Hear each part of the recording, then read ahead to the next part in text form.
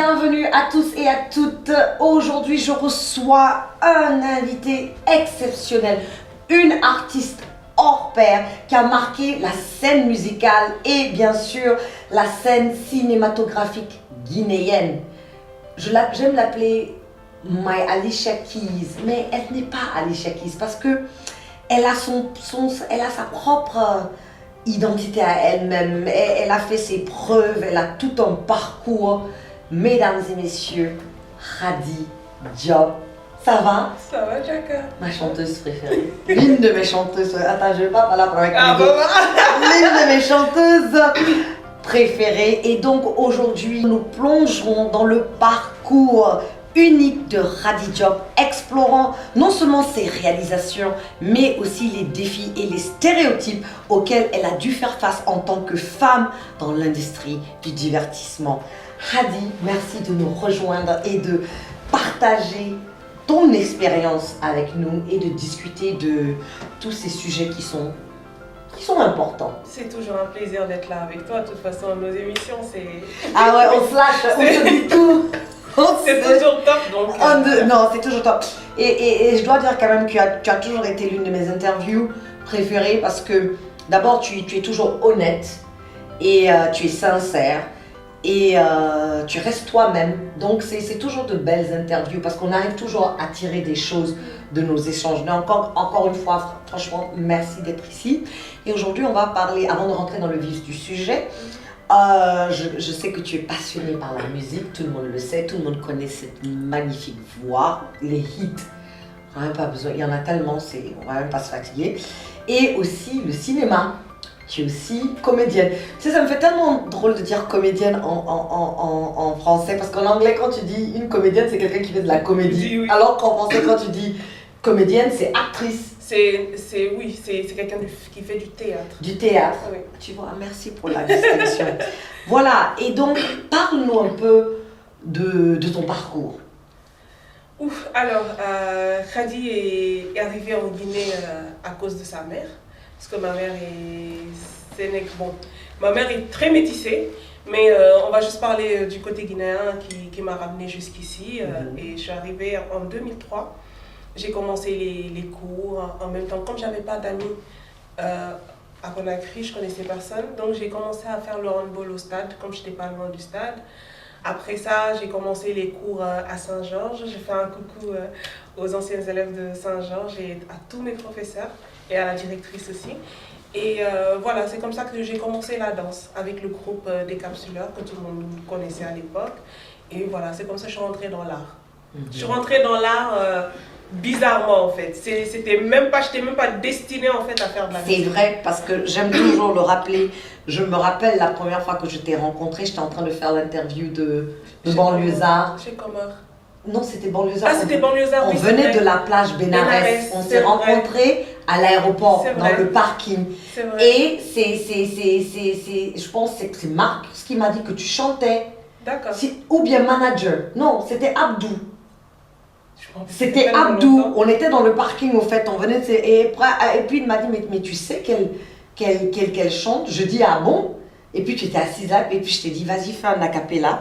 Et tu as commencé à chanter et je me rappelle, il faisait sombre, on n'avait pas de lumière, on a allumé les feux de ma voiture pour pouvoir t'illuminer afin de pouvoir te filmer. Et donc voilà, donc la transition de la danse à la musique. Oui, je dirais que j'ai commencé en même temps que mes amis comme Fishkila et Lil Sako, Roupat, paix à son âme. On a commencé tous le même jour presque, on peut dire, parce qu'on avait un grand frère à nous qui organisait souvent les concours de danse pour nous qui étaient décédés. Donc on a décidé de faire une chanson hommage pour Mike One. Et voilà, c'est comme ça que c'est parti.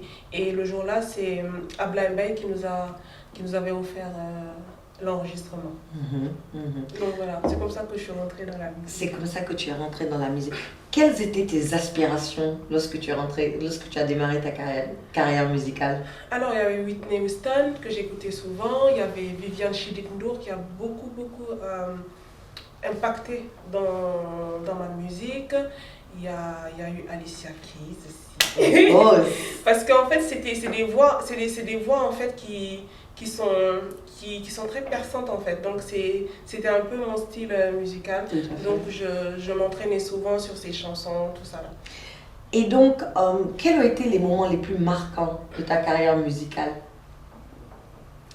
Alors, il y a eu tellement de péripéties, mais je peux dire mon premier clip. Ouais. Mon premier clip, je l'ai tourné difficilement. La chanson, je l'ai enregistrée difficilement. Et après, ça a donné ce que ça a donné, c'était Bolingo. Bolingo, avec Fishkill, absolument, oui, qui a cartonné. Et là, le monde entier sait c'est qui Radi Diop. Tout à l'heure, tu as dit, il y a eu tellement de péripéties. Et donc, quels sont les défis particuliers auxquels tu t'es heurtée en tant que femme, dans un milieu très masculin? Tu as d'abord un milieu, même pour les hommes, hein, qui évoluait dans le monde de la musique jusqu'à aujourd'hui. Les parents pensent que c'est du banditisme, c'est-à-dire tu n'as... quand tu es musicien parce que tu as échoué dans ta vie, alors que c'est un art, c'est un métier. Et c'est un métier qu'on le fait bien, comme on voit à l'international, avec tous les autres artistes, duquel tu peux vivre.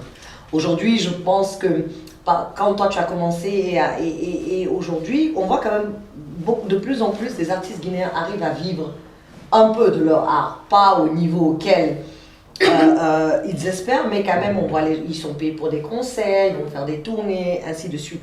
Mais toi, dans tes débuts et durant tout le long de ta carrière musicale, quels sont les défis auxquels tu as dû faire face en tant que femme, parce que tu es une femme? Moi, je dirais que j'ai eu des difficultés et aussi, j'en ai pas eu. Parce que ce que j'ai eu comme difficulté, je pense que si il n'y avait pas des personnes derrière moi qui me protégeaient, je pense que ça allait être encore pire. C'est-à-dire, j'allais me retrouver peut-être avec 5 ou 6 gosses aujourd'hui. Ça allait... Tu sais, quand tu commences la musique, que tu es jeune, tu es une jeune fille, pour qu'on rentre dans ta tête, c'est très rapide.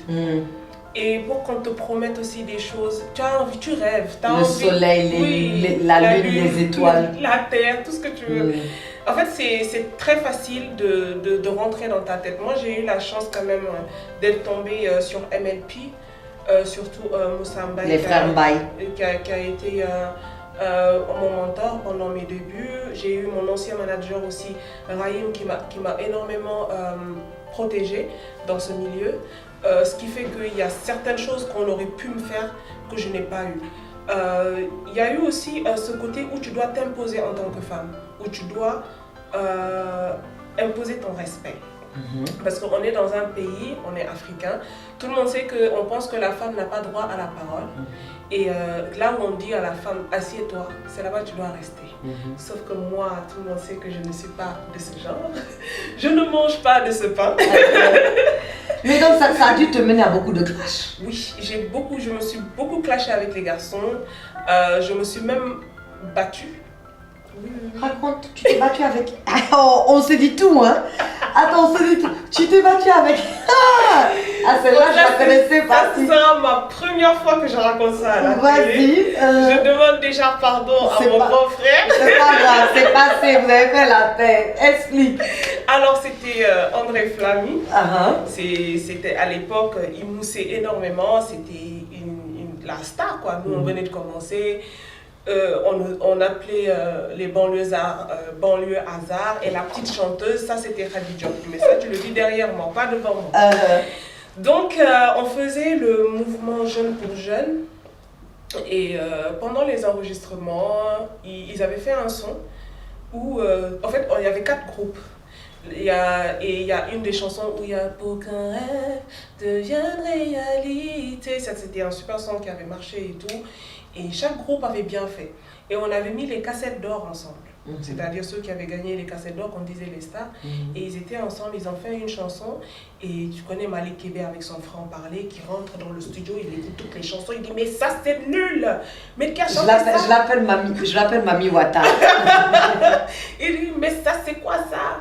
mais il n'y a que des cassettes d'or sur cette chanson, vous n'êtes même pas capable de faire un bon son. Je pense que ça a dû les énerver un peu, parce qu'il y a eu l'ego qui était là, devant nous, les enfants qui venaient de commencer et tout, on veut les humilier, ils ne peuvent pas accepter. Donc en ce moment, comme on était beaucoup, on demandait à ce qu'il y ait seulement les artistes qui devaient travailler ce jour-là dans le studio.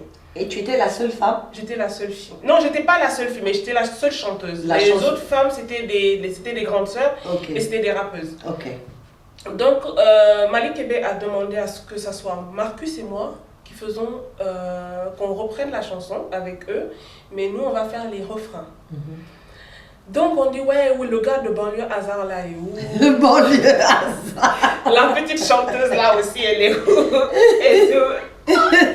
Moi, je viens, comme j'étais tranquille dans mon coin, quand on me dit viens travailler, c'était quelque chose, je rigolais même pas avec.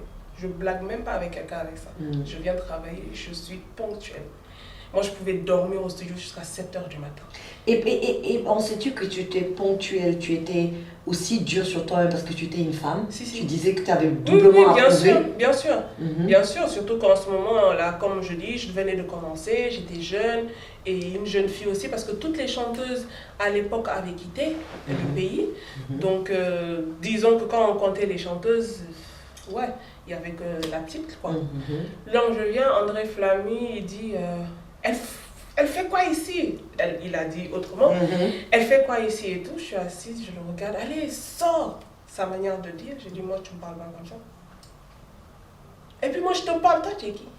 Parce que toi, tu es star ou bien tu es cassette de... Tu fais quoi avec ça? Moi, tu me respectes, je te respecte. Tu me respectes pas, je te respecte pas. Le gars, il continue à parler, je le chiffle.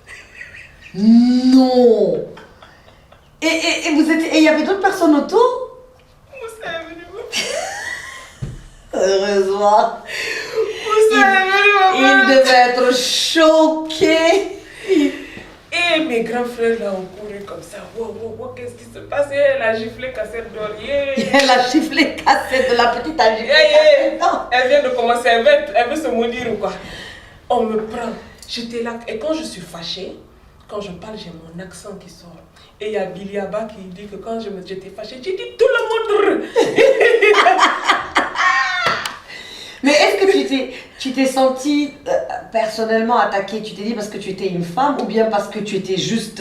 Non, en fait, comme on dit en Soussou, Yomaya Nanunara, en fait. C'est que le gars, il s'est juste dit que comme elle, lui, c'est la star et que moi, je suis une petite fille, lui, il est cassette d'or, il a tout. Tu penses que si c'était un garçon, il aurait eu le même... même... Non, si c'était un garçon, il n'allait pas le faire. Il n'allait pas le faire. Si c'était un garçon, il n'allait pas lui parler comme ça. Et moi, je ne permets pas. Et lui, il devait servir de leçon aussi aux autres qui vont aller vouloir essayer, en fait. Donc, tout de suite, maman est partie. Et donc, et maintenant, après, aujourd'hui... Non, c'est un grand frère, c'est pour ça que j'ai demandé pardon avant de dire. Et ça, ce que je te dis là, ça c'était en 2008-2009. Ça fait très longtemps. Aujourd'hui, le respect, il est là. Absolument. Et voilà, quoi. C'est quelqu'un que je respecte beaucoup, que j'apprécie, que lui aussi, il a énormément de respect pour moi. Surtout même qu'il a une association où il aide les enfants et tout. Parfois, quand je peux, on s'appelle et moi, j'envoie quelque chose si je peux et tout. Donc ça va, les relations sont bien. Mais c'est toujours bien quand même d'avoir ce genre de problème avec les gens. Dès le début, qu'ils sachent que... Voilà, qu'ils connaissent ta position aussi. Exactement, tout à fait. Mais tu sais, voilà, il y en a qui vont souvent dire, voilà, après vous dites, ah bah les violences faites aux femmes, elle est partie, elle a giflé un homme. Voilà, bon. Non, ça aurait pu, c'est vrai que ça aurait pu être pire. Peut-être que j'aurais pas dû. Tu as eu la chance. Oui. Moussa était dans le studio, peut-être. Ça aurait pu être autre chose. J'aurais pu le frapper comme il aurait pu le faire aussi. Mais, en tout cas. Mais ce qui s'est passé, c'est passé. Je pense que Dieu a voulu faire passer les choses d'abord pour que je me fasse respecter par les autres aussi. Voilà. Pour qu'on sache aussi que je ne me laisse pas écraser, même si je suis une petite fille ou que je suis une femme. Absolument. Et donc, quelle a été la réaction de ta famille aussi? Quels étaient les défis, les stéréotypes, les préjugés qui étaient... Ah non, ma mère, elle était... Ta mère, elle était... Elle voulait pas. Elle voulait pas. Elle voulait pas du tout. Elle s'est plainte partout en famille. Mon grand-père lui a dit, mais c'est ce qu'elle veut faire, laisse-la faire. Peut-être que c'est des chichis de petites filles. Mais c'était quoi sa peur? Pourquoi elle ne voulait pas que Moi, fasses déjà, la musique? ma mère, quand elle était déjà dans un milieu de chanteurs. Moi, le premier fils de Salif Keita, c'est mon cousin. C'est le fils de ma tante. Ma mère chantait souvent avec Salif Keita. Donc elle connaît le milieu. Donc elle connaissait un peu le milieu. Donc elle s'est dit que c'est pas... Et puis nous, on n'a pas de chanteur chez nous. Je ne viens pas d'une famille de griots. Donc c'était un peu difficile. Et si j'étais au Sénégal, je pense qu'aujourd'hui, je n'allais pas chanter. Si j'étais au Sénégal, c'est clair que j'allais pas le faire. Mais ici, j'étais avec ma mère, donc elle peut être un peu plus douce et tout. Donc voilà, c'est comme ça que c'est passé. Et puis moi, mes grands-parents, c'est des gens, ils n'ont pas de problème. Donc ils lui ont dit, laisse la petite, elle va faire et tout. Sinon, elle ne voulait pas du tout. Elle, c'était les études. Et puis, on négocie pas. Oui, parce que tu te dis aussi, elle a fréquenté le milieu, donc je suis sûre qu'elle a dû voir que c'est un milieu qui est souvent malsain, surtout pour une femme. Et donc, je pense que ça aussi a contribué à... Oui, bon, après, elle n'a pas vraiment été dans le milieu, c'était juste pour s'amuser vite fait. Oui, mais elle a été autour, oui, tu vois ce que je veux dire. Oui, elle connaît. Moi, je ne suis pas chanteuse, mais je peux dire au moins que j'ai eu à fréquenter le milieu, parce que je suis partie dans les studios, tu vois, les concerts et tout, j'ai assisté à des sessions de studio, et je sais que des fois, les sessions, la plupart du temps, même les artistes travaillent la nuit. Oui, énormément. Voilà, énormément. Quand toi, tu disais à ta mère que tu partais au studio à 2h du matin. Non, mais je partais, moi, au studio à 18h, parce que le courant venait à 18h. C'était l'époque où le courant venait à 17h30. Et tu restais au studio jusqu'à Je restais jusqu'à 7h du matin. Je rentrais, je me change, je vais à l'université. Waouh! Et donc, justement, quelle était la réaction de ta mère par rapport à ça? Parce que tu dis que tu vas faire de la musique, mais les parents africains, ils disent, mais c'est-à-dire, tu découchais, basically, parce que tu étais dehors. Oui, et c'est Moussa qui venait demander la permission pour moi, pour que je parte au studio. Elle m'a dit, ok, si tu peux faire avec les études, il n'y a pas de souci. Elle sait que je n'allais pas pouvoir le faire. Maintenant, la bataille, c'était, je ne pars plus à l'école, je ne pars plus à l'université. Tu pars plus à l'université, qu'est-ce qui se passe? J'ai dit, bah si tu as envie de continuer à gaspiller ton argent, il faut payer. Moi, il n'y a pas. Tu as choisi la musique. J'ai choisi la musique. Waouh. Et donc, tu as fait ce choix. En tout cas, heureusement que tu as choisi la musique parce que sinon, on n'aurait jamais entendu tous ces magnifiques morceaux. Mais récemment, tu as décidé de faire une pause dans la musique. Qu'est-ce qui t'a amené à cette pause? Et ça, c'est après combien d'années dans la musique? Alors, la musique, je l'ai fait depuis 2007 et j'ai commencé ma pause en fin 2023. Ça va faire combien? On calculera après. On calculera. Mais qu'est-ce qui t'a amené à ça? Est-ce des raisons personnelles ou des raisons professionnelles? Qu'est-ce qui t'a amené à cette décision? Professionnel et personnel. Et aussi, quand tu es sur une route, tu pars, tu vois plus le chemin. Je pense que c'est mieux de se retourner, de se poser les bonnes questions et de revoir peut-être que c'est la stratégie qui ne va pas, peut-être que les gens qui sont autour de toi aussi, ça ne va pas. Ça peut être plusieurs choses. Donc c'est bien de se retourner, de se poser, d'avoir l'œil extérieur maintenant en fait de ta vie, d'être spectatrice de la situation. Et c'est ce que j'ai voulu faire en fait. C'est pour ça que j'ai décidé de faire une pause. J'entends les gens dire, ouais, mais tu n'as pas dit que tu as arrêté la musique. Parce qu'on me voit souvent au concert de mes amis où je monte sur scène, je suis chanteuse. Ça, je ne peux pas l'enlever. Et si un ami artiste me demande de monter sur scène, je ne peux pas dire non pour le respect de son travail et pour le respect de ce que Dieu m'a donné aussi. Je ne peux pas refuser, je reste chanteuse, ça, on ne peut pas me l'enlever. Si je suis à un concert ou si j'ai envie de chanter, bah, je chanterai. Je chanterai pas parce que j'ai fini de dire aux gens que je fais une pause ou que j'ai dit que j'arrêtais. J'ai jamais dit que j'arrêtais. J'ai dit que je faisais une pause et je pense que c'est normal parce que quand je commençais la musique, je n'ai pas demandé la permission à quelqu'un. Donc si je décide de faire une pause, je fais ma pause. Et tu sais, hein, les défis et les stéréotypes dans votre monde, ils sont nombreux. Tu as la prédominance des rôles traditionnels là où les femmes vous chantez en backup. Tu vois ce que je veux Les dire? cœurs. Les cœurs au lieu d'être plutôt leader. Et comment toi, par exemple, comment toi tu as pu déconstruire ce stéréotype? Est-ce que tu t'es arraché une place devant? Mhm. Tu vois ce que je veux dire? Comparé à là où on voulait Oui, te moi au mettre. début j'avais peur. Moi je suis quelqu'un de très timide, même si ça se voit pas. Je suis à la base très timide et même dans les... C'est pour ça que j'aime pas les cérémonies. Parce que les cérémonies, tu es en contact direct avec les Oui, gens et oui. tout. Et les gens ils me demandent souvent, mais alors que quand tu es sur scène, il y a du monde. Sur la scène, tu n'es pas en contact direct avec les gens. Même les gens, c'est quand tu veux, tu les vois, quand tu veux, tu les vois pas. Donc c'est pas pareil. Moi, c'est Moussa qui m'a forcé à venir au devant de la scène. Parce que moi, je faisais les chœurs. Et je disais toujours, non, je ne suis pas encore prête, je ne suis pas encore prête, je vais encore apprendre. Parce que moi, je ne savais pas chanter. J'avais la voix, mais je ne savais pas chanter. Et c'est à force de faire les chœurs pour les gens, j'ai suivi en fait le système qu'il fallait suivre.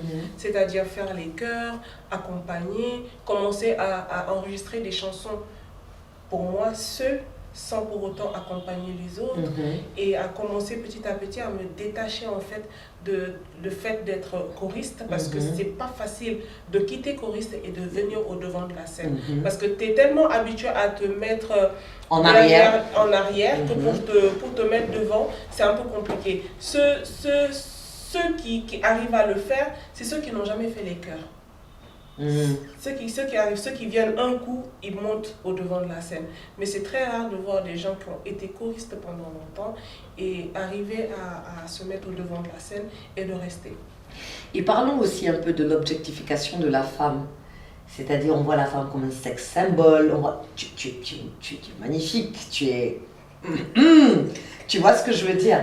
Et donc là où plutôt c'est ton physique qui prime devant ton talent, as-tu été confrontée à ce genre de défi? C'est-à-dire on te voit, oh, ouais, elle est belle. Tu vois, que tu saches chanter ou pas, c'est pas important. Mais ton physique qui... Oui, moi je connais mon problème. Je sais qu'un homme, quand tu me vois, même si tu n'as pas envie de faire quelque chose de sérieux, tu as envie de découvrir en fait ce visage de lion que tu vois. Tu as un air mystérieux quand même, c'est vrai, c'est vrai. Je connais mon problème. Donc, ce qui fait que très tôt, j'ai su, moi j'étais à l'époque où même des ministres me suivaient jusqu'à chez les Moussa pour savoir c'est qui, elle fait quoi. On aime le sang frais, tu vois. Mais j'ai eu la chance que, comme je t'ai dit, que j'avais des hommes derrière moi qui me voyaient comme leur petite soeur et qui m'aidaient énormément de ce côté. Mais aussi, je n'étais pas tout le temps avec eux. Donc, ce qui fait que parfois, il fallait que moi-même, je sache me protéger. Ce caractère de lionne que j'ai comme couverture m'a beaucoup sauvée. Sinon, comme je t'ai dit tout à l'heure, j'aurais pu me retrouver avec 6 à 5 gosses comme ça. Parce qu'il y en a d'autres qui peuvent me dire, oui, t'es jolie, t'es sexy, c'est possible de faire ça, ça et ça. Et même parfois, tu as tes propres amis avec qui tu montes, tu descends, qui gâtent ton nom. Moi, ça, je l'ai vécu, j'ai tellement pleuré de ça, que maintenant, même quand on dit, j'applaudis. Et donc, justement, parlons de ça. Dans le monde de la musique, est-ce qu'il y a cette compétition malsaine entre les femmes artistes, comme on le voit dans d'autres domaines? Tu serais étonné de voir à quel point les hommes même sont plus méchants que les femmes dans ce milieu. Oui. Wow. Moi, j'ai eu des moments où je devais avoir des choses et c'est des gens avec lesquels j'étais très proche qui partaient dire des mauvaises choses sur moi en pensant que j'allais jamais le savoir et ça revient vers moi. Mais à l'époque, j'aurais pu péter un câble, aller faire des problèmes à la personne, mais maintenant je suis arrivée à un niveau où je te regarde, tu me fais de la peine parce que je me dis que tu es une petite personne. Et moi, je pense que la chance de quelqu'un, tu ne peux pas gâter. Peut-être tu peux ralentir, mais tu ne peux pas gâter. Donc si toi, Diaka, tu participes à mon évolution, ce sera une fierté pour toi. Donc si tu entends, dès que tu vas entendre « Ah, j'ai besoin de temps », ah, mais je pense que Khadi peut le faire. Même si je ne te dis pas merci demain, toi, ce sera une fierté pour toi de dire « Ah, mais j'ai aidé à évoluer ». Mais les hommes dans notre milieu sont plus méchants que les femmes. Et donc, ils sont plus méchants envers les autres hommes ou ils ont la même méchanceté pour les femmes qu'ils ont pour les hommes? Ils ont la même méchanceté pour les femmes que pour les hommes. Wow. Chez les femmes, c'est juste la jalousie malsaine et tout, ça peut passer vite fait. Et dès que vous êtes copines, en fait, tu vois, chacune cherche à soutenir l'autre. Si tu as remarqué, même dans la musique, il y a plus d'associations de femmes que d'hommes. Quand les femmes, elles ont quelque chose, tu vois, toutes les autres se mettent ensemble, elles accompagnent, elles partent aux cérémonies, elles soutiennent. Mais quand c'est les hommes, c'est très rare. Et donc, dis-moi, comment tu as lutté contre le stéréotype là où on dit, bon, comme tu fais de la musique, tu ne dois pas être sérieuse, tu dois être frivole, tu dois être, c'est-à-dire, comme j'ai dit tout à l'heure là, tu n'as rien fait dans ta vie, quoi. C'est-à-dire tu dois être une délinquante. Comment toi tu as lutté contre ce stéréotype? Bon, déjà, tu ne peux pas empêcher les gens de penser ce qu'ils ont à penser. Je pense que l'essentiel, c'est que toi-même déjà tu te connaisses, tu connaisses ta place et tu saches où tu mets les pieds. Et souvent, moi, les gens pensent que je ne vis même pas en Guinée parce qu'on ne me voit pas. On ne me voit pas partout. Là où je suis invitée, c'est là-bas que je parle. Même si toi et moi, on est proches, si tu ne m'invites pas quelque part, tu ne me verras pas. Parce que je pense que le respect, c'est toi-même, tu te le construis d'abord avant que les autres ne te respectent. Tu vas me traiter de celle qui ne connaît rien. Je pense que si on a une conversation ensemble, tu changeras d'avis. Les gens, tu peux pas les empêcher d'avoir une certaine image de toi, mais l'essentiel c'est que le jour qu'ils vont s'asseoir avec toi et qu'ils vont discuter avec la personne, ils vont tirer du bon. Et donc lorsqu'on parle aussi de pression de se conformer, tu vois, donc que ça soit dans un genre musical et que ce soit même souvent pour les femmes, lorsqu'on parle d'esthétique, pour moi tu es tellement magnifique et j'adore ton teint. Je pense que entre ton teint et ta voix, je sais pas qu'est-ce que j'adore le plus, tu vois. Mais as-tu subi des pressions? Parce qu'on voit souvent dans l'industrie, et moi je vois ça souvent quand tu vois ces stars dans la musique aux États-Unis qui te racontent leur parcours, qui te disent, le producteur, le manager leur dit non, tu dois être comme ci, tu dois être comme ça, qui font de la plastic surgery pour avoir ça, de gros seins, de grosses fesses, c'est-à-dire pour avoir une certaine image. Qu'on leur oblige à avoir pour vendre du sex appeal, si tu veux, tu vois ce que je veux dire. Est-ce que toi tu as eu à subir ce genre de stéréotypes dans toi, ta carrière, qu'on te dit, dis peut-être ne mets pas les cheveux lisses, ou bien ne mets pas les boucles, ou bien non, ton teint là, tu vas pas un peu essayer de te claircir, ou bien ton habillement, faut être plus sexy, tu vois ce que je veux dire. Est-ce que tu as eu à faire face à ce genre de challenge ou de défi? Bon, moi je pense qu'en fait c'est quand on est faible d'esprit qu'on arrive à t'atteindre de ce côté.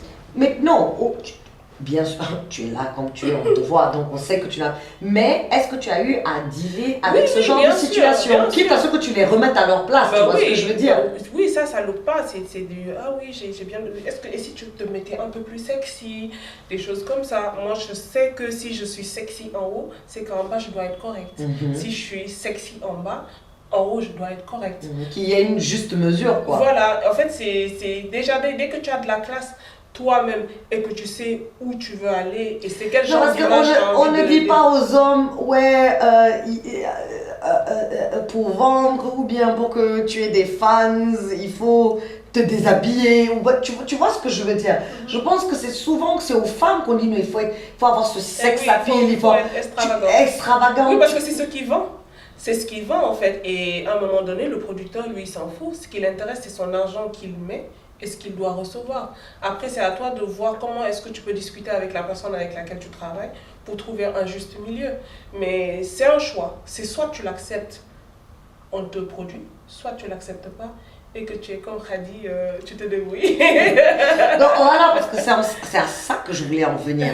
Toute ta carrière, tu t'es autoproduit, tu t'es débrouillé. Et la raison, c'était ça, c'était tous ces trucs qu'on te demandait de faire ou qu'on te demandait que tu n'étais pas, non, mais que tu ne voulais pas tu ne voulais pas aller dans le sens de tous ces stéréotypes pour pouvoir rester dans un moule afin que quelqu'un puisse venir dire ok, moi Adi, je vais investir cet argent sur toi, mais voici.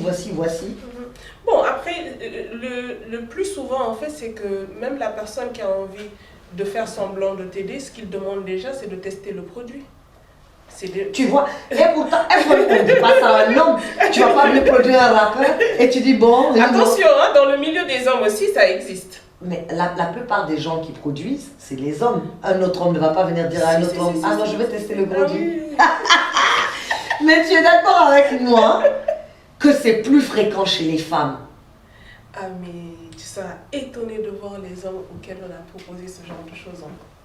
Waouh. Oui. Tu seras très étonné. Et donc toi, tu as eu ces propositions indécentes? Oui, bien sûr. Ça, c'est... Matin, midi, soir. Aïe. Donc si tu avais accepté ces propositions, tu aurais eu 6 albums aujourd'hui. J'allais aujourd'hui. J'allais faire le tour du monde peut-être. Je te dis.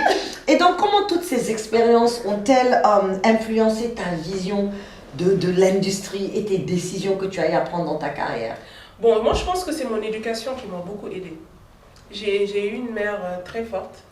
Et qui a... Ah, elle n'a pas levé le pied. Hein. Ah non. Elle allait te voir dans le 4x4, tu allais lui dire comment tu es monté dans le 4x4, quel job tu as eu, quel album tu as fait, tu as vendu, elle n'était pas au courant. Je te dis, moi, ma mère, un t-shirt même qu'elle n'a pas acheté, dès qu'elle voit, elle sait.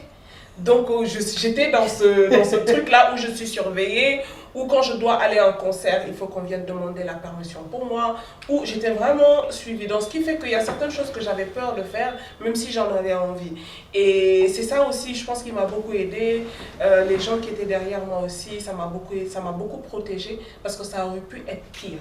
Parce que quand on est jeune, en fait, on est faible d'esprit. On ne voit que ses rêves. On a envie aussi j'ai envie d'être comme Alicia Keys, j'ai envie d'être Beyoncé, même si tu sais que quelque part c'est un rêve, mais on ne sait jamais dans la vie.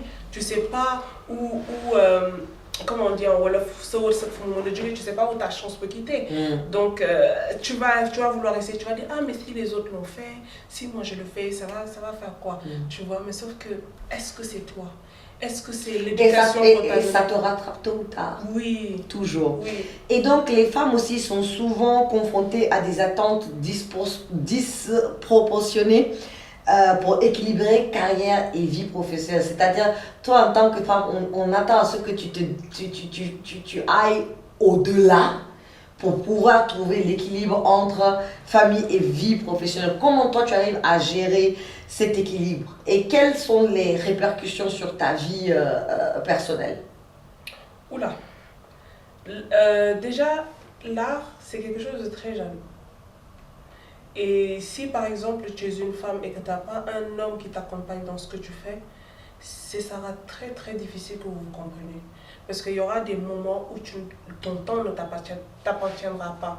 Et si tu es avec un homme qui veut faire trop le boss avec toi, montrer oui, moi je suis ton mari, nanana, je pense on peut dépasser ce genre de choses. Quand tu décides d'épouser une artiste, c'est que tu sais que elle, je dois l'accompagner. Pas seulement une artiste, une star. Tu peux être artiste, personne ne te connaît. Oui. Tu chantes. Tu vois, c'est vrai. Tu chantes dans ta chambre, dans ton salon. Elle est dans les toilettes. Et une star. On a recommencé un peu. On a recommencé. Comportons-nous. Non, c'est-à-dire, mais je pense qu'on a tenu. Ouais, quand même. On est resté sérieux dans l'interview. Tu vois, non? Donc tu vas chanter dans ta cour commune. C'est pas la même chose quand même. Ok. Voilà. Non, tu sais, il y en a qui pensent qu'ils sont stars parce qu'ils ne disent personne de leur quartier. On finit de les applaudir. La chanson ne s'écoute que dans les quartiers. La chanson ne s'écoute que dans les téléphones en plus. Voilà. Ah, tu as écouté ma chanson après. Voilà. Donc, Tommy. Donc, non. Toi, tu es une star. Donc, il faut. C'est ça. Il faut. Et lorsque tu. Justement, comme tu dis que tu trouves cette personne. Et si la personne-là n'est pas une personne supportive, qui te supporte dans tes rêves et dans tes ambitions, c'est très difficile pour la femme. Parce que même dans les couples, tu vois, même quand c'est deux stars aussi, hein, même quand c'est deux artistes qui se mettent ensemble, et tu vois toujours ce déséquilibre. Tu vois la femme qui soutient à fond son mari. Mais le mari, c'est toujours tempéré. C'est pour ça j'adore Madame by Soul Banks. C'est-à-dire, Soul Banks, literally, prend le sac de sa femme et la suit partout. Elle peut être invitée, lui n'est pas invité, mais il va l'accompagner pour s'assurer que tout se passe bien. Et il est tellement fier. En fait, Soul, c'est un lion qui couvre sa femelle. Exactement. Et la femelle aussi couvre ses enfants. Et Manamba aussi a une autre force qui est sa mère, qui garde les enfants, qui la supporte, qui commence les mariages pour elle. En fait, elle a une grande chance, machallah. Elle a sa mère et elle a son mari. Et qui la soutiennent à 1000%. Énormément. Et aujourd'hui, je pense que une star, en fait, c'est pas ce que tu peux apporter aux gens ou ce que tu peux chanter, c'est qui est à côté de toi. Le système, c'est-à-dire ton système de support doit être vraiment lourd pour pouvoir te soutenir. Et franchement, machallah, eux, waouh. Quelle est toi ton expérience? Non, mais au fait, ce que je veux dire aujourd'hui, est-ce que ça te pose problème dans ta vie personnelle? Oui, c'est-à-dire tu rencontres des gens qui disent non, toi tu es star, c'est-à-dire toi on peut même pas passer au resto, les gens vont se retourner, ouais, radi. C'est pour ça que je n'expose pas mes relations. Voilà, donc tu sais, souvent dans des carrières comme la tienne, la mienne, parce que ça aussi, moi aussi j'ai eu à really faire face à ça. Tu te retrouves souvent dans des relations là où les hommes se disent, ils ne voient pas pourquoi tu fais ce genre de carrière, jusqu'à ils te disent même, mais au lieu d'être chanteuse, tu ne veux pas aller être docteur ou avocate ou quelque chose comme ça pour eux, un métier plus traditionnel dans leur vision de quel genre de métier une femme qui se respecte doit avoir. Tu vois un peu ce que je veux te dire. Quand il est venu te chercher, c'est dans ça il t'a trouvé. Moi, c'est là où je trouve en fait très hypocrite ces personnes, parce que toi déjà, tu as vu la personne à la télé, tu l'as vu danser, tu l'as vu s'habiller, tu as dit c'est ça là je veux, tu as pris, tu as mis dans ta maison. Après maintenant tu veux bloquer la personne sur son avenir, sur son travail, sur tout ce qui est le plus cher au monde pour la personne, parce que la personne s'est battue, et avec elle-même, avec ses parents, avec toutes les personnes qui auraient pu mettre un stop à son travail pour que toi, parce que toi tu as envoyé Kola là, tu te crois tout permis. C'est compliqué quand c'est comme ça. Ouais. Ciao Bella. Et absolument. Et tu penses aussi que tous ces stéréotypes auxquels les femmes font face dans le monde du divertissement, que ce soit la musique et même le cinéma, parce que tu es aussi, comme tu as dit, une comédienne, et tu fais du cinéma, du théâtre, mais tu penses que, est-ce que ça aussi c'est dû au fait qu'il y a peu de femmes dans des rôles de leadership? Par exemple, les maisons de production, c'est les hommes, les beatmakers, c'est les hommes, les studios appartiennent aux hommes, donc c'est vraiment... Et on se dit que peut-être s'il y avait des femmes aussi qui avaient des maisons de production, s'il y avait des femmes aussi qui étaient des managers, s'il y avait des femmes aussi qui étaient dans ces rôles de décision et de leadership, est-ce que tu penses que ça aurait changé la donne par rapport à ce que toi ou beaucoup d'entre vous, femmes, endurez dans ce domaine ici? En fait, la musique guinéenne, en fait, il y a pas notre plateforme, il n'est pas élargi. Et c'est le plus gros problème. Aujourd'hui, tu vas laisser tes études, tu vas venir te mettre dans la musique. Si vraiment tu n'es pas bien soudé, là, tu tombes. Si tu as un loyer à payer, tu as des parents dont tu dois t'occuper. Par exemple, tu vois, on n'a pas la même situation que les griots.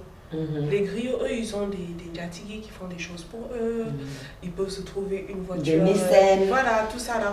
Nous, on n'a pas cette chance-là.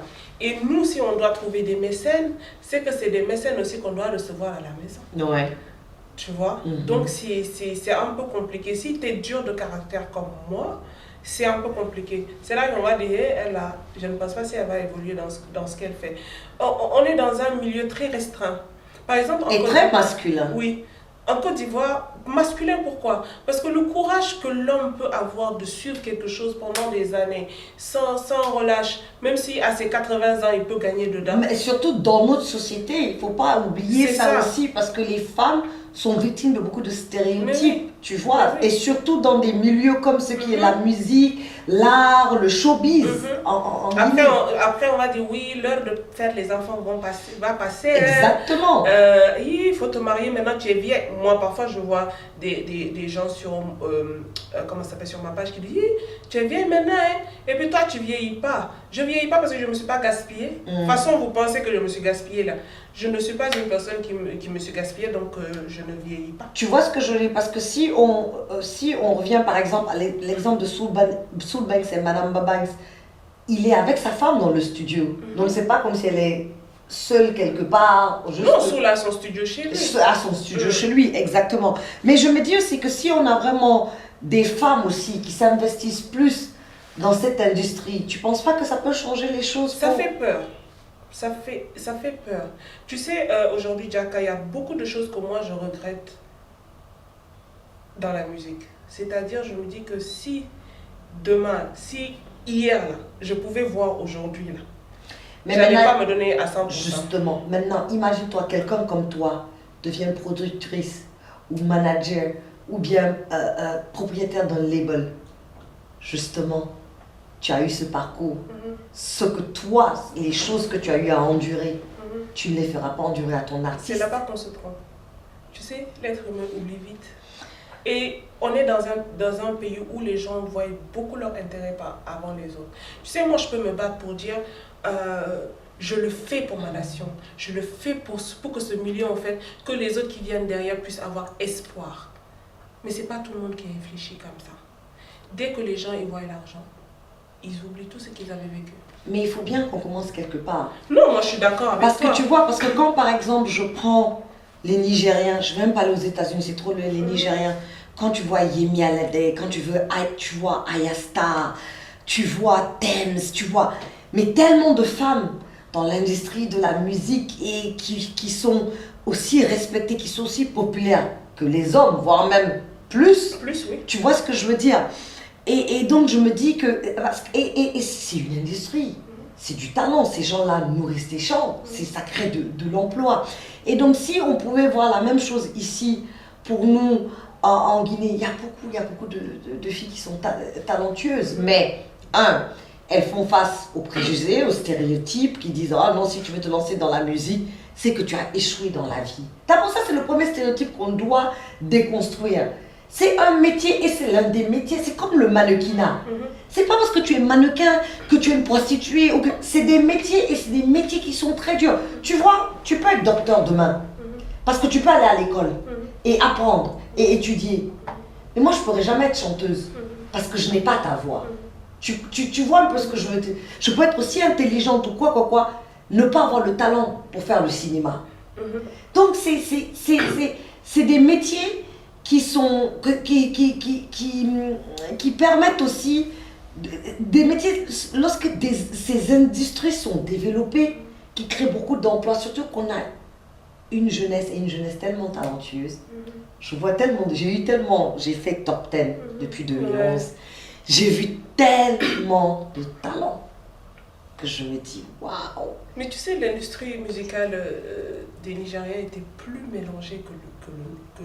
Mais regarde-les aujourd'hui. Mais sauf que tu connais que le système francophone et le système anglophone n'est pas pareil. Eux, ils sont capables de mettre leurs différends de côté pour pouvoir se donner les mains et évoluer ensemble. Mais Jaka, depuis combien d'années on parle de ce milieu? Depuis combien d'années on parle de ce milieu? Même ceux qui se tuaient à 100% aujourd'hui ont lâché, chacun est en train de faire son business. Si tu les vois, par exemple comme Benedi Record, qu'est-ce que Benny n'a pas fait pour le milieu artistique aujourd'hui? Mais lui-même, il est découragé parce que c'est pas facile aussi d'aider les gens qui n'ont pas envie de se faire aider. Tu vas vouloir venir aider quelqu'un aujourd'hui, par exemple.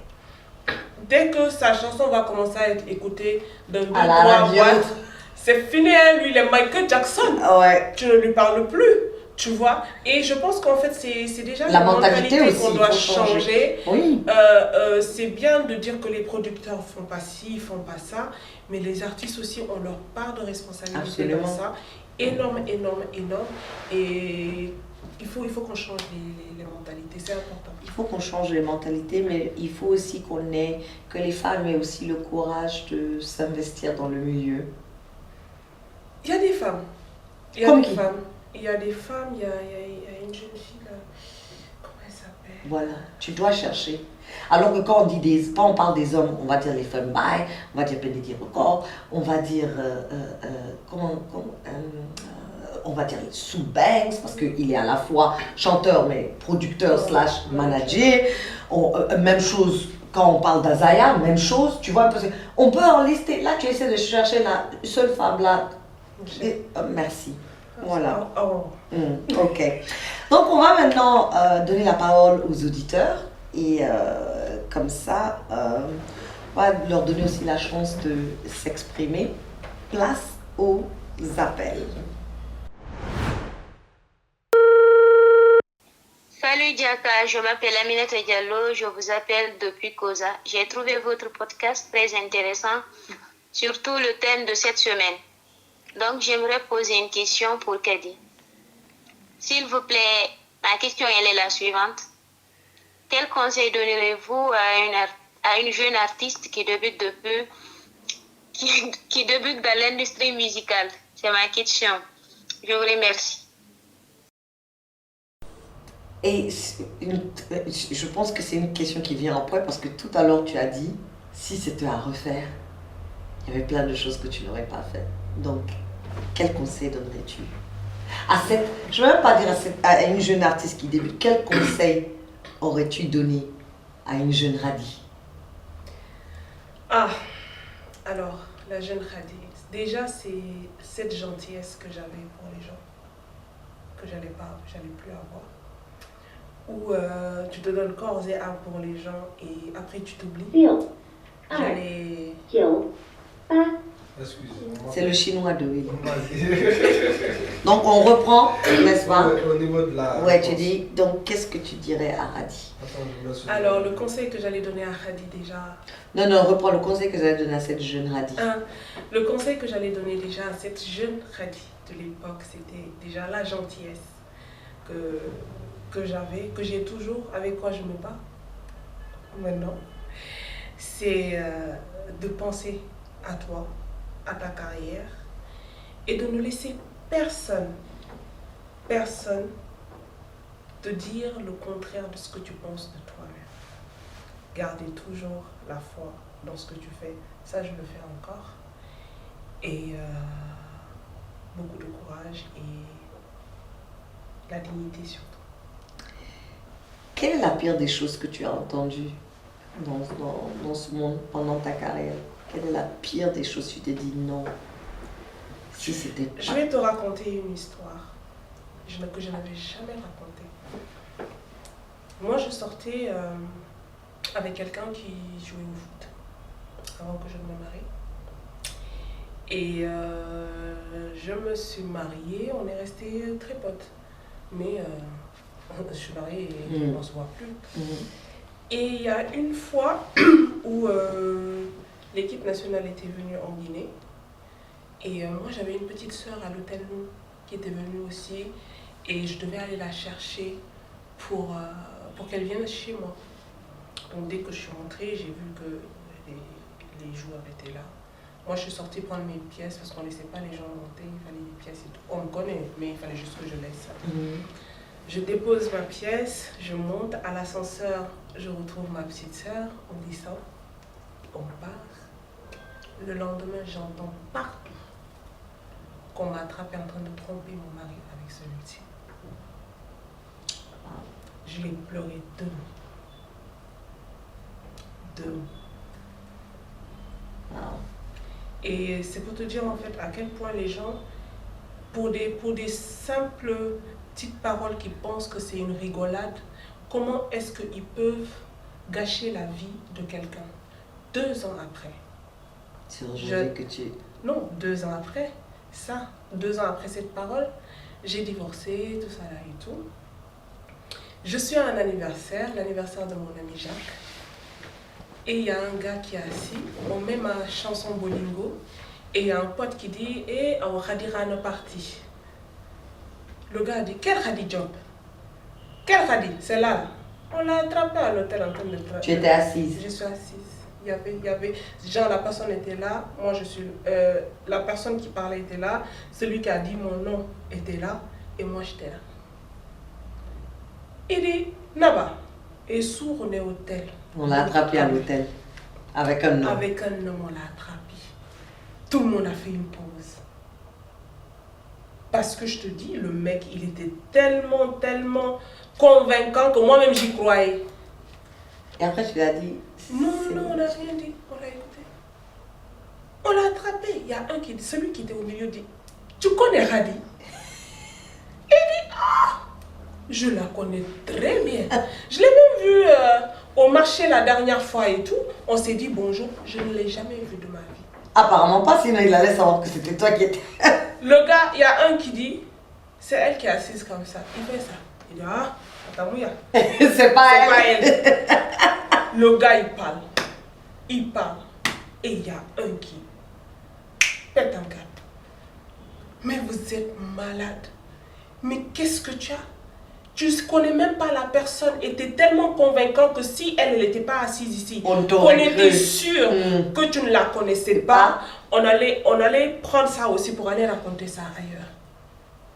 Mais le gars a parlé jusqu'à... Il parlait, il me disait, ni la grande, tu comprends? Moi aussi je fais... Ma copine a pleuré. Ma calée a pleuré comme un bébé. Parce qu'elle s'est dit non, en fait, que ce genre de méchanceté qu'elle n'a jamais vu.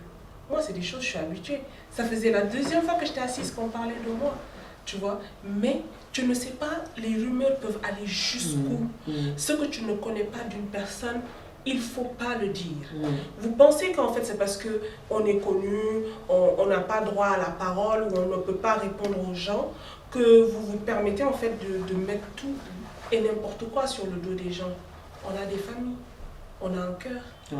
Et c'est le sang aussi qui coule dans nos veines. Et puis à la fin de la journée, ils ne te connaissent même pas. Le monsieur, il a couru. Il a dit, j'arrive. On l'a plus revu. Celui qui fêtait l'anniversaire l'a vu en route. Il a dit, mais tu vas où? Attends, on coupe gâteau. Il dit, va faire dans nos femmes. On va passer au prochain appel.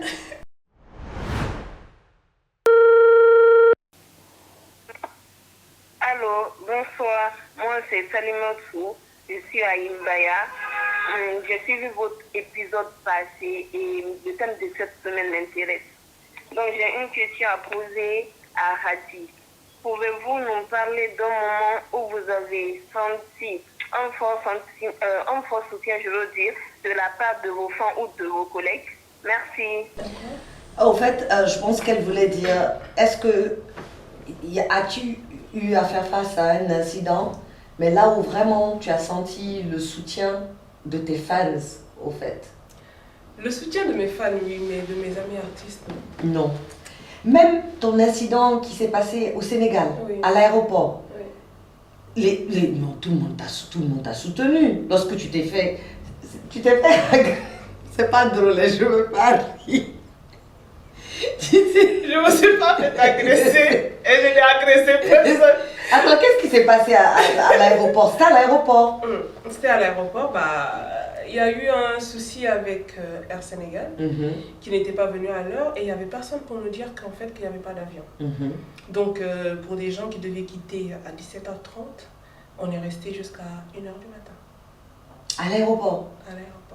Sans manger. Sans information? Sans information. Bon, disons qu'il y a eu le scandale à 21h où les gens se sont levés pour demander ce qui se passait. Parce que tu n'étais pas la seule. Non, c'était tous les passagers au fait. Tous les passagers, il y avait des malades entre nous, il y avait des vieilles personnes qui étaient fatiguées. Moi, je suis diabétique, j'avais pas mangé depuis 13 heures et tout. Et Dakar est tellement loin de l'aéroport en fait, Oui. aucun respect en fait. Et moi en fait, nous on n'a pas été agressés. Bon, moi j'ai pas été agressée, mais celle avec qui j'étais, elle on l'a agressée, on l'avait enfermée dans un bureau où elle a entendu tous les noms d'oiseaux possibles. Mais pourquoi ils l'ont enfermée Pourquoi? Parce qu'ils étaient en train de taper une femme enceinte Et moi, c'est là que j'ai intervenu parce que j'entends juste, elle est enceinte, ne la touchez pas. Ben, forcément, je vais courir pour aller voir ce qui se passe. Et tout, je suis avec des gens de mon pays. S'ils se font agresser, la moindre des choses, c'est je ne peux pas rester comme ça. Donc, c'est là que je suis sortie de l'aéroport. J'ai fait un live où je suis en train de dénoncer en fait ce qu'on était en train de subir à l'aéroport. Et les gens ne sont pas allés doucement avec les gens de l'aéroport parce qu'il y a d'autres qui se sont plaints que c'était leur habitude, que ça fait longtemps ils se font agresser là-bas, d'autres disent qu'on les a arnaqués. Bon, bref, il y a eu plein de gens qui ont bien insulté en bas et tout. Bah, après nous, on a pris les pots cassés et aujourd'hui, si c'était à refaire, j'allais le refaire. Donc toi, tu as été interpellée au fait parce que tu as fait un live. Oui, c'est ça. C'est ça. D'accord, pour dénoncer au fait. Pour dénoncer, oui, ce qui se passait. Et il y a eu aussi des vidéos qui sont sorties. Moi, je n'ai pas filmé, on m'a envoyé des vidéos que moi j'ai postées pour montrer ce qui se passait. Parce que quand ils tapaient les gens, je n'étais pas là-bas. Je n'étais pas à côté parce que moi, il y avait un gendarme qui m'a stoppé à la première fois quand il y a eu des problèmes, qui m'a stoppé, qui m'a dit, toi tu es une star, reste là. Donc moi, j'étais plus concentrée à me demander, lui, il me connaît où que de suivre ce qui se passait. Maintenant, j'entends, ne la touchez pas, elle est enceinte, mais je cours. Ça, je n'hésite même pas. Et tu arrives sur les faits. Et j'arrive sur les faits, mais on nous a bousculés comme des moins que rien. C'est que si aujourd'hui les Blancs s'étaient comportés comme ça avec nous, on allait entendre ça partout. Ouh, ils sont racistes. Ouh, nanana. Pourtant, entre nous, Africains, on se fait pire. Tu vois, et c'est ce que je trouve dommage. Mais dans ça aussi, j'ai tout entendu. Ah, elle voulait faire le buzz. Elle cherchait le nom. Et donc ils t'ont attrapé, ils t'ont gardé combien? Comment ça s'est terminé? On a fait 3 jours en garde à vue. On nous avait mis en cellule et tout. Ou même Attends, on t'a enfermé? Ben oui. Pendant 3 jours? Oui, avec Dage. Waouh! Ah mais bon? oui, en fait, on nous a gardé 24 heures en cellule. On voulait nous amener au tribunal et tout pour qu'on nous juge. Mais qu'est-ce qu'on te reprochait? Je sais pas. Wow. Ils nous ont dit de faire une déposition. On vient faire la déposition, on dit ce qui s'est passé. Quand je dis, Diaka m'a dit, tu as les yeux bleus, j'ai dit non, j'ai les yeux marrons. Ah, donc quand Diaka t'a dit que tu avais les yeux bleus, là, tu l'as insulté. Ok, ils écrivent. Et après, on nous force à signer une déposition qui ne vient pas de nous. Je n'allais pas signer. Moi. Non, on a signé, mais après, ce qui s'est passé. Mais pourquoi? Moi, je me suis évanouie. Moi, je n'allais pas Parce signer. que j'avais pas à manger. Donc, au fait, eux, ils voulaient nous amener au tribunal avant que les gens de l'ambassade arrivent. Ok. En fait, c'était ça. Il fallait faire Mais les choses. je n'allais pas signer. Mais sauf que ça a créé un grand scandale. Parce que ça allait être un problème entre deux pays. Et Dieu merci que le pire n'est pas arrivé. Quand on est sorti de la déposition, j'ai vu qu'ils étaient en train de ramener la voiture et tout. On nous a menottés et tout, hein, comme des bandits. Mais je te dis, à un moment, je me suis dit, waouh, j'ai tué qui? Ouais, quand même. J'étais choquée. Donc, mais moi, j'ai vu sur la toile que les gens, oui. ils t'ont soutenu. Les gens, oui. Je pense aussi que même les artistes, hein, Pas tout le monde. Pas tout le monde.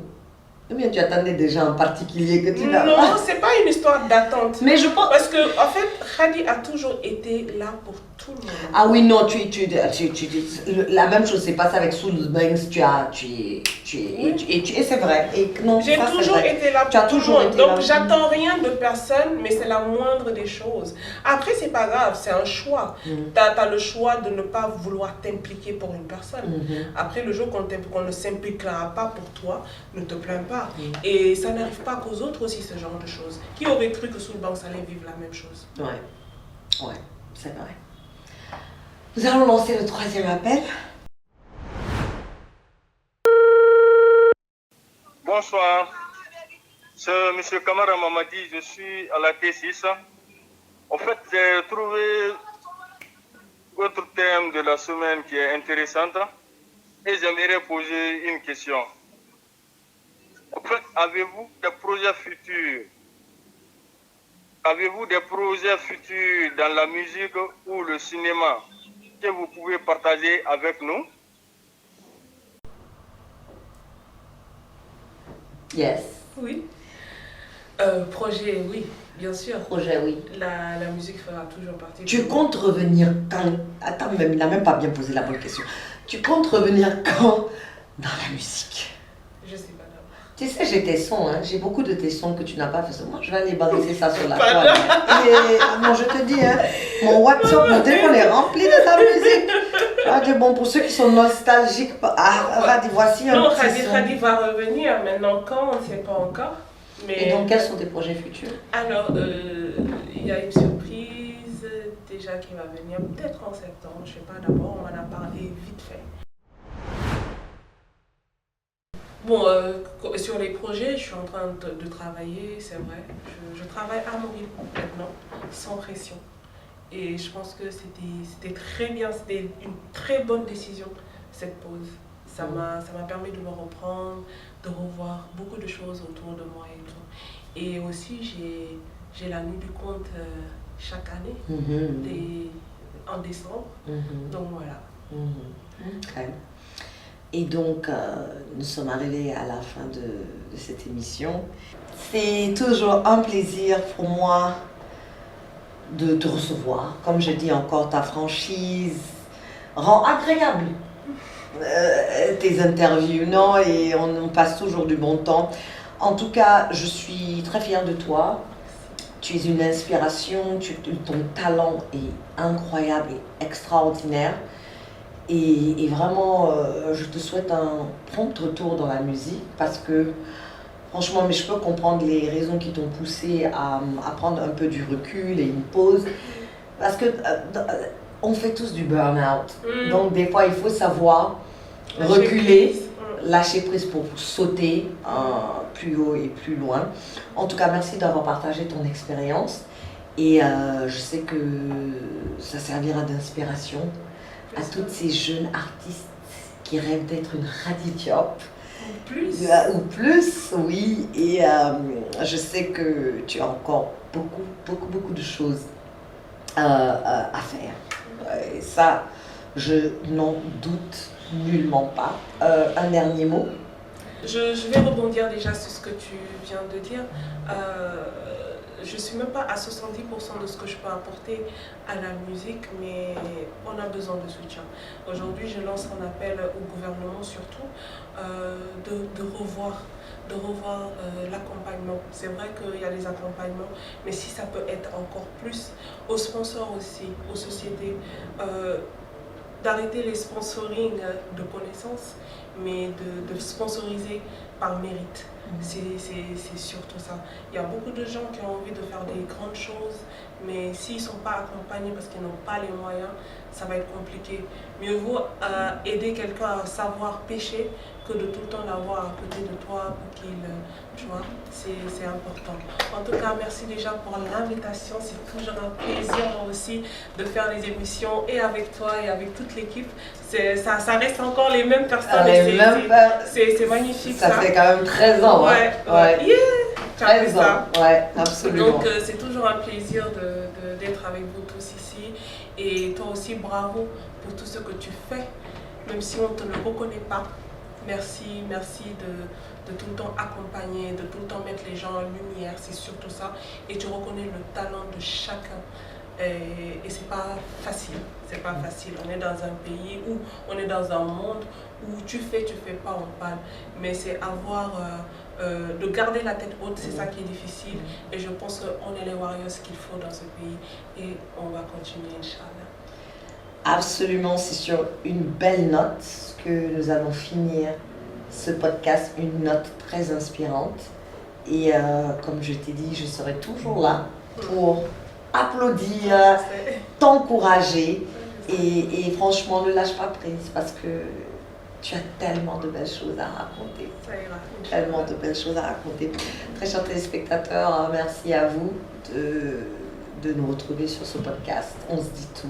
Là, on essaie de déconstruire les stéréotypes et les préjugés qui minent souvent notre société. Il suffit une très belle conversation, une conversation enrichissante avec la belle et talentueuse Radi Diop. Mais c'est tout pour cette semaine. Retrouvez-moi la semaine prochaine dans un tout nouvel épisode de On se dit tout afin de continuer ces conversations parfois très difficiles, mais nécessaires pour la construction d'une meilleure société.